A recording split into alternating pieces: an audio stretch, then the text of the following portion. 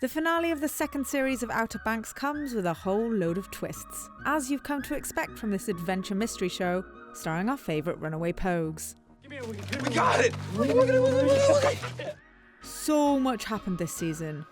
John B went from fugitive to prisoner to exonerated man. Oh, you know they can't keep me in, boy! Pope found out his family heirloom is a giant golden cross. We did it! And Kiara got kicked out by her parents. Go live like a freaking Pogue! But let's get to some of the twists and turns of the final few episodes and dig into what they reveal and what they set up for the Pogues in the future. Let's start with the first. Mid-season, Ward Cameron appears to die aboard his ship after setting off an explosion and admitting to all of his misdeeds. I did it. Did all of it. Crucially, he also takes the fall for shooting the sheriff. Of course, as Sarah and John B witnessed, it was actually Rafe who murdered her. Not the first or the last time he tries to murder someone on this show, yet only the Pogues seem to see him as what he really is. We know what you did! Hey, no. Murder! No. Speaking of things not being what they seem, there was definitely something fishy about Mr. Cameron's death. And it turns out he faked his death in a bid to escape and to ensure Rafe didn't see prison time.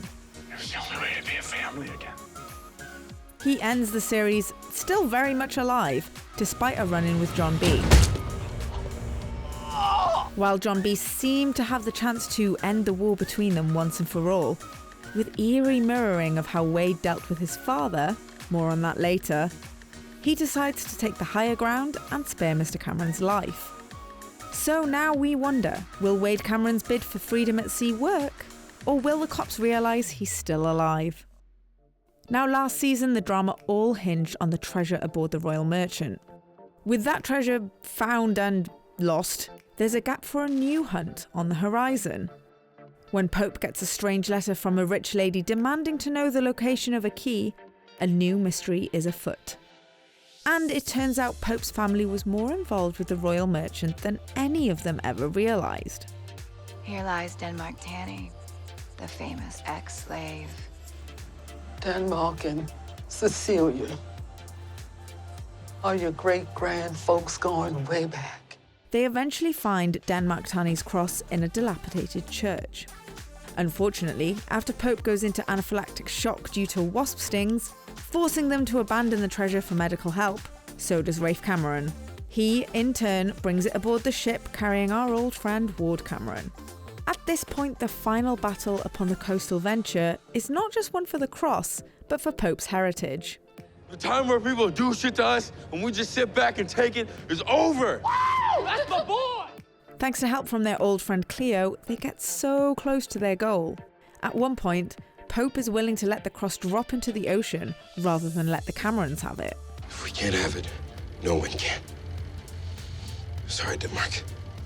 Unfortunately, Rafe and the crew manage to drag it back aboard, while Pope and his friends watch from their departing speedboat. It's safe to say, however, the search for the cross transformed Pope, so it's not likely he'll let them take it without a fight to get it back. This shit ain't over. The Pogues, along with adoptees Cleo and Sarah, end up on a seemingly abandoned island somewhere in the Caribbean and decide to stay put to live their best Pogue life. I claim the Pogelandia. I like the ring of it. I'm gonna make a flag.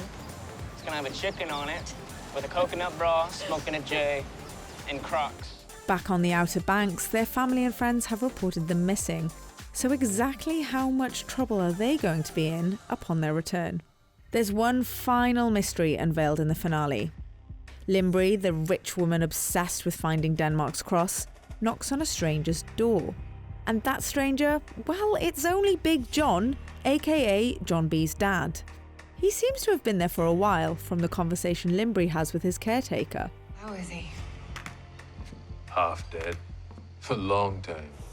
Just like John B found plenty of notes about the Royal Merchant in his father's abandoned office in season 1, Limbri takes a peek around his makeshift office in this new home, with coordinates written everywhere in red ink.